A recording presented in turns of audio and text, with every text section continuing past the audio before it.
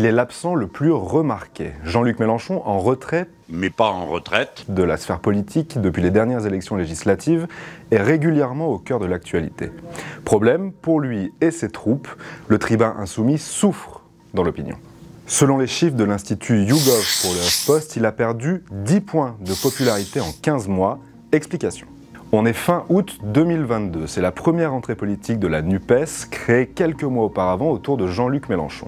Malgré de premiers soubresauts dans l'alliance des partis de gauche à l'Assemblée, le triple candidat à la présidentielle est crédité de 29% d'opinion favorable. C'est pas si mal. Oui, mais voilà, la première chute intervient très rapidement, dès la fin septembre 2022, avec l'affaire Adrien Quatennens. Fait rarissime jusqu'ici, l'insoumis en chef est critiqué jusqu'au sein de ses propres troupes pour le soutien qu'il accorde à son ancien bras droit, malgré les violences conjugales avouées.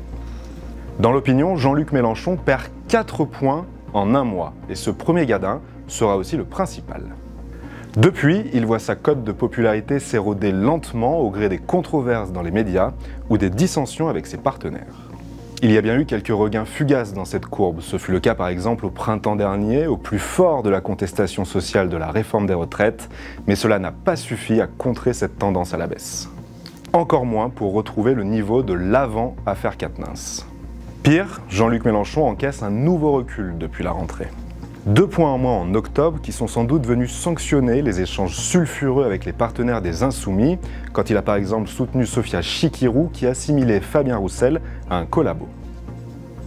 Et 3 points de moins en novembre qui le font passer sous la barre des 20% d'opinion favorable.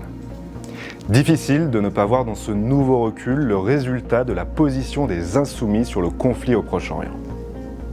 Ils ont été largement critiqués pour leur réaction aux attaques du 7 octobre, leur refus de qualifier le Hamas de mouvement terroriste. Une tendance peu reluisante à laquelle on peut ajouter les bons résultats de certaines autres personnalités à gauche.